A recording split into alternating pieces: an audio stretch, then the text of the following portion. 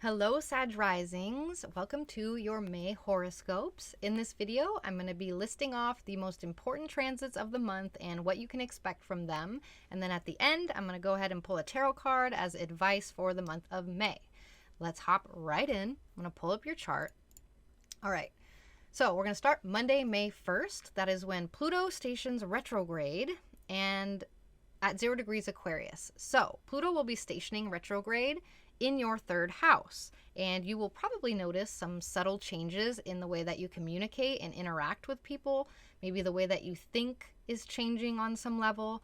You're learning new ways to express yourself and new ways to connect.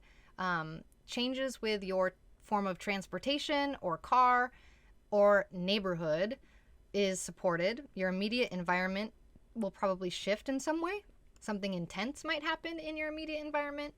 Also, you might find yourself diving deep into a new topic or exploring new ideas. You may also be dealing with power dynamics with siblings or with cousins or other extended family members. On the same day, Monday, May 1st, we have Mercury retrograde conjoining the Sun at 11 degrees Taurus. And this is a Mercury Cazimi. And it is a supercharged moment for your daily routines and your work stuff and your coworkers.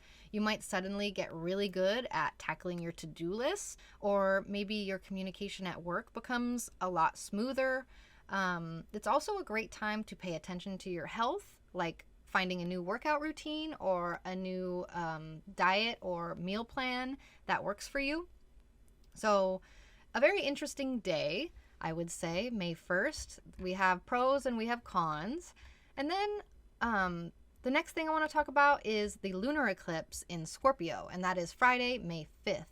And this eclipse is at 14 degrees Scorpio and is in your 12th house. So this is all about getting in touch with your inner world. A full moon about getting in touch with your inner world. You might feel more introspective on this full moon. You might need more time to recharge and reflect on your emotions. It's a great time for traveling solo. It's an opportunity to let go of any emotional baggage that's been holding you back. So for this new moon lunar eclipse on Friday, May 5th, don't be afraid to take a break and do some soul searching. If you're feeling very chaotic, you could go out that Friday night, but I do not recommend it. I know Sagittarius is like to go out on Friday night, but a full moon lunar eclipse in Scorpio in your 12th house is probably a recipe for crying, drunk crying. All right, moving on. Sunday, May 7th. Venus enters Cancer, and Venus enters your 8th house, and things get a bit more intense in the love department for y'all. You could find yourself craving deeper, more intimate connections with a partner or potential partner. It's also a great time to focus on shared resources or shared finances you have with a partner. Just make sure to keep it balanced and remember that vulnerability can be powerful, and don't give too much away though. Okay, Sunday, May 14th, a week later, Mercury stations direct, finally, in your 6th house. And so your work life and your daily routines will start to flow a lot smoother after the middle of the month. You could say goodbye to any communication mishaps or scheduling snafus or technology chaos. You'll feel a lot more organized, a lot more efficient, and you can use this Mercury direct time to get things done and make progress. It's a great time to focus on your health and your wellness and your pets also. All right, and then we go into my favorite transit of the year. So Tuesday, May 16th, the middle of the month, Jupiter enters Taurus, and Jupiter will be in Taurus for the next 12 months, so it's there for a year, and it will be entering your 6th house, and this is a lucky charm in your daily life, basically, for the next 12 months, a lucky charm in your daily life. You might gain new opportunities for growth and success in general, especially at work, and also given a chance and a blessing to improve your health habits. Also, improvements with pets over the following 12 months. So you can embrace this expansive energy And watch your routines and your well-being start to flourish when Jupiter enters Taurus. Do your best to stay grounded and don't overextend yourself in your daily life, because with Jupiter in your 6th house, yeah, you could definitely overextend yourself in some ways over the next 12 months.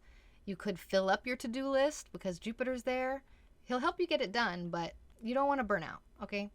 All right, so Friday, May 19th, we have a new moon in Taurus, and this is a new moon in your 6th house, 28 degrees Taurus. It's a great time to set new intentions for your work, your daily routine, and your health, and your pets. You might start a new project, kick off a new fitness journey, or revamp your daily habits in general. It's all about embracing change and setting yourself up for success with this new moon.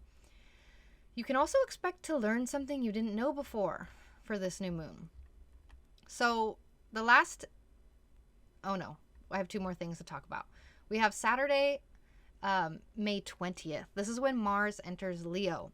And Mars will enter your 9th house, which will make you feel a little bit restless, craving adventure and new experiences, and having the energy to go off and do it. Though you can also face some challenges or confrontations with these adventures that you're so excited about. Adventures that are supported include learning something new, enrolling in a class, or teaching a class, or some sort of spiritual exploration, and of course traveling is supported as well. But again, with all of this stuff, you have all of this energy to go on these adventures, but there could be some challenges or confrontations. And I know you're not worried. You're Sag rising. That's just a part of the journey, right? So you can use this fiery Mars energy in your 9th house to fuel your passion for learning and for growth in general. The 9th house is all about expanding your mind and storytelling. It's a good, also writing. If you're a writer, this is a good time to start writing again, though it may bring some challenges. Mars is still a malefic, right? It brings energy, it brings activity, and it brings challenges. But luckily, you have the energy to deal with the challenges. So that's aight. All right. And then last thing I want to talk about is Gemini season. So Gemini season starts Monday, May 21st, and the sun will enter your 7th house. So your relationships will take center stage for Gemini season. You'll be a lot more focused on your partnerships, romantic partnerships, professional partnerships, client work. It's a great time to collaborate, to negotiate, to socialize, or even just spend quality time with your besties. So enjoy the spotlight on your relationships and use Gemini season to strengthen your bonds with your besties and boost your clientele too. Let's see what card you have. What advice do we have? 2 of Autumn, 2 of Pentacles. So this is a card that asks you to bring fun to everything that you do. It's telling you that you can juggle multiple priorities. You can juggle multiple jobs. You have it in you to do that. And it's telling you that you have an exceptional talent for multitasking, and you can do both. You can do more than one thing. So here's your picture. And that's what we have for the month of May. If you're interested in more astrology or tarot info, you can go ahead and check the link in the description of this video to go to my website. I do weekly horoscopes, I do monthly horoscopes, and I also have a hop-in Discord community with a bunch of members that are really cool. We love chatting about the current astrology. I like to help teach people more about astrology and tarot. We pull cards for each other. I digress. I just love my community, okay? So that's what we have. Thank you so much for being here. Don't forget to comment below if you have any questions, and I will see you next time.